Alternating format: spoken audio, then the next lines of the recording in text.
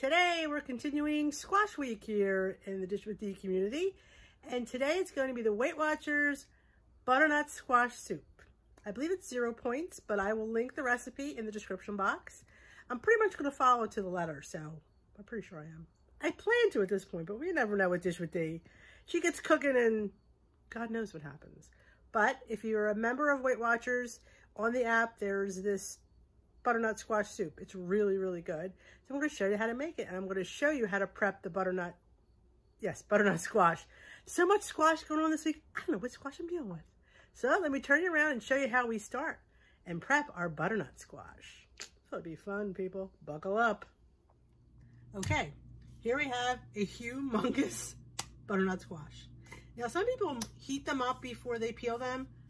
I don't, but whatever works for you and makes it easier for you, then by all means, do what you need to do. Like I always say, you're the best judge of how you like to do things. I just like to hack at it.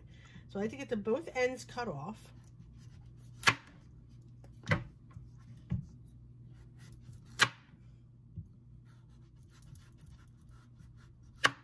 Okay. Now leave it either side. It's very stabilized. I suggest a sharp peeler. This one's pretty new and it's pretty sharp. Right, sometimes I lay it down this way and I just go down and I peel it.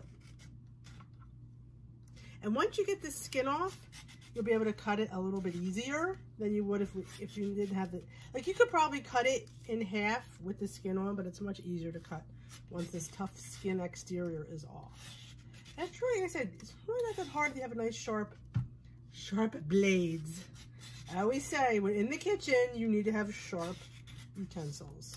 And if you're not comfortable with sharp utensils, then find somebody who is, because it makes life a heck of a lot easier when it's sharp. Have I taken a hunk out of my finger before? Absolutely.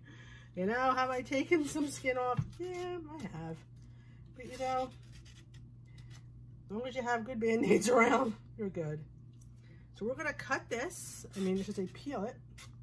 And then we're going to cut it in half. We don't need the whole thing for the soup. Now, you could double it if you wanted. I won't double it today. I have doubled it in the past, but I'm not going to double it today because I don't actually have enough chicken broth. So, but maybe I'll come back. I could save it, wrap up what I don't use in the butternut squash, and pick up the next day. But actually, if you just, after I peel this, you could cube this, what you don't use, and roast it at 400 degrees. It makes a beautiful side dish. That's how I got my little one when he was little to eat butternut squash. I put pancake syrup on it. Squash loves maple. So you could use regular maple. We used to use regular pancake syrup. After it was done roasting, I put a little pancake syrup on it, put it back in, let it caramelize.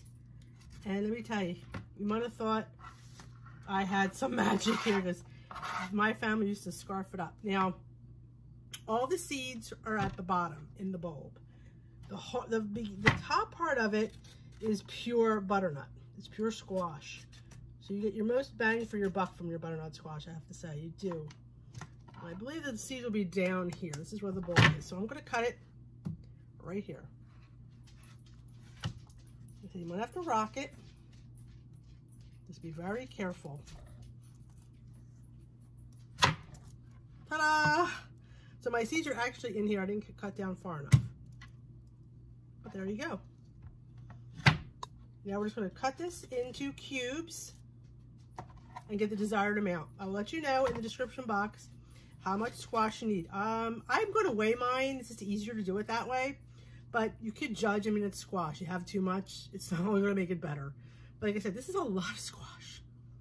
So I'm gonna chop this up and put it in the cubes, and I'm gonna bring you back and I'm gonna show you for the next step to the squash soup. I'm all excited, how about you? All right, I thought I'd show you how I chop my butternut squash. I sliced it straight down after I cut it in half. Because here's the bottom half. This has the seed to this stuff, and this is all pure butternut squash. And I cut it in slices. Let's get you. There we go. And it's cubes. So you just cut them. That's it. very careful when you're working with knives because this could slip just as easily and cut a finger off. That's why I always try to cut down and my hand up. Try not to get near the knife. Like I don't want to go like this because then I could slip. So I always go up. So if it slips, it's going to slip like that. Because knives are one of the most dangerous things you could have. Just slice it down. Just go with the pressure of gravity. And just make cubes. Like I said, with this extra squash, it roasts up so nice. And kids love it because it's naturally sweet. And we Weight Watchers love it because it's naturally sweet. And it almost is reminiscent of a potato, like a sweet potato. That's why I love it. So I'm going to cut this. It's 12 ounces. I always do a little bit more because it makes, you know, butternut squash, you have a lot.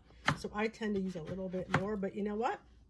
It doesn't really, in the long stream of things, it doesn't really matter. Just follow the recipe. But like I said, if you add more squash, it really will only make it better. Because I'm actually going to fudge some of the chicken broth. I don't have enough, so I'm just going to use water. But figure more of the squash will just give it a little bit more flavor and flavor up that water. Recipes are made to be, I always say, made your own and interpreted how you want. I don't follow pretty much anything word for word. This one's a little too big, so let's go in there and chop them down. Okay, I have to go get me an onion, and I'm going to bring you back and show you how I chop an onion.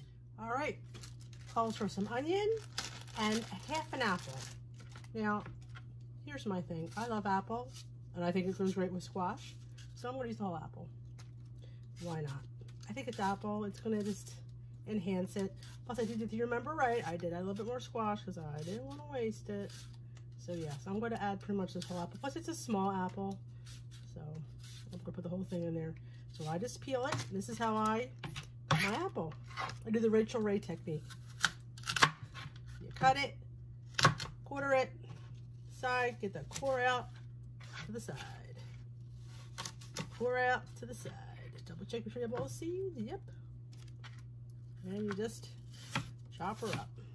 Now you're going to puree this soup. So it doesn't really matter how you cut it because the soup's going to get put in a blender and pureed. So you can't really mess this soup up. Because if you don't chop it right, it doesn't matter. We're going to puree it anyway.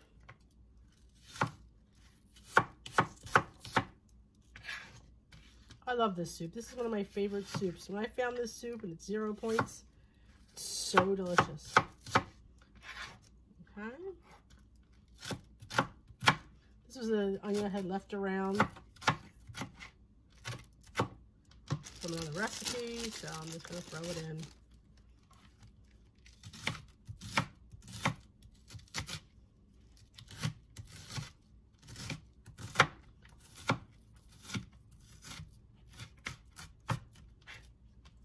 Okay. We'll drop this into the pot. I'm going to show you what the next step is. I'm going to turn you around and show you the next step. Okay. We're going to put our apple and our onions in with our squash.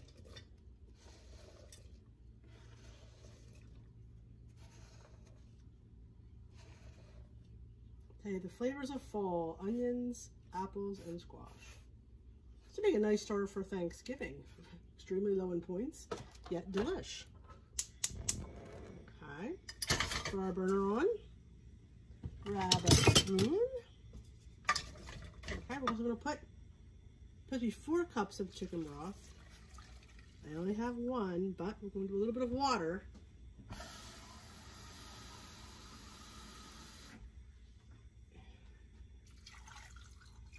Okay.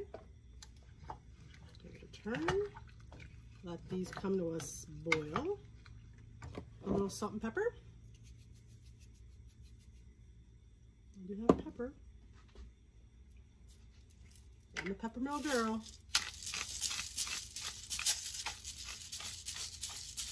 Remember, you can always add more you can't take out, so I always taste. And it calls for a little ground nutmeg. So I got my little rasp. Put in a little bit of nutmeg, not a lot, because a little bit of nutmeg goes a long way. So like, remember, I can always put more in, you can't take it out. Smells like fall. So we're going to let this come to a boil and let these vegetables get nice and tender. And then I'm going to bring it back and show you what it looks like when we get there. Let me show you what it looks like right now. See, it's all cubed. It's all going to cook and get quite tender. And then we're going to puree it. And then we're going to eat it. Because that's what we do here at Dish with D. We eat and we talk. And we eat. And we eat some more. So, okay, we'll let this boil away. It'll tell you on the recipe for how long. I would say probably 35 minutes till it gets nice and tender. And then we're going to whiz it in the blender and put it back in. And I'm going to show you how I'm going to serve it. Wait till you see what I do with my soup. You might like it.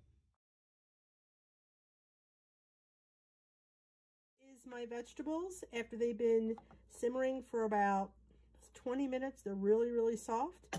I'm going to put them inside my magic bullet. I don't have my blender up here, so I'm going to put them inside the magic bullet, which is this, and I'm going to whiz them up in stages. This is way too much for that, so I'm going to do it in a couple batches. I'm going to show you what it looks like after I've whizzed it up and it is pureed. All right, I just whizzed it in 2 batches, and you see it's silky and smooth. Look how beautiful and golden orange it is. The colors of the harvest. So let me put it in a bowl and show you how I like to garnish my butternut squash soup. Here's the finished soup. 3/4 of a cup is 0 smart points. I like to garnish mine with a teaspoon of pumpkin seeds for 0 smart points and some fresh cracked pepper. This bowl is 0 smart points for 1 serving. You can't beat that with a stick. It's really, really good. So I hope you give this video a try. And if you like this video, please give it a thumbs up. Let me show you it. Let me give it a taste. Because we all know, if it doesn't taste good, nobody's going to make it.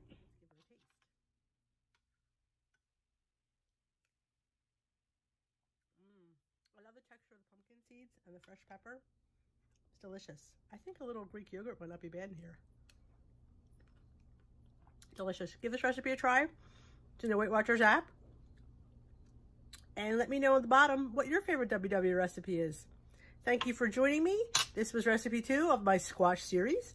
Stay tuned for recipe 3, which will be a spaghetti squash with a bolognese. Can't wait for that. All right, guys. Thank you. And if you're new to my channel, welcome. If you're consider subscribing, please subscribe. And let me know in the comment section what you thought of this video. Have a great day. And remember, a soup is never more than a squash away. Seriously, it's been a long day.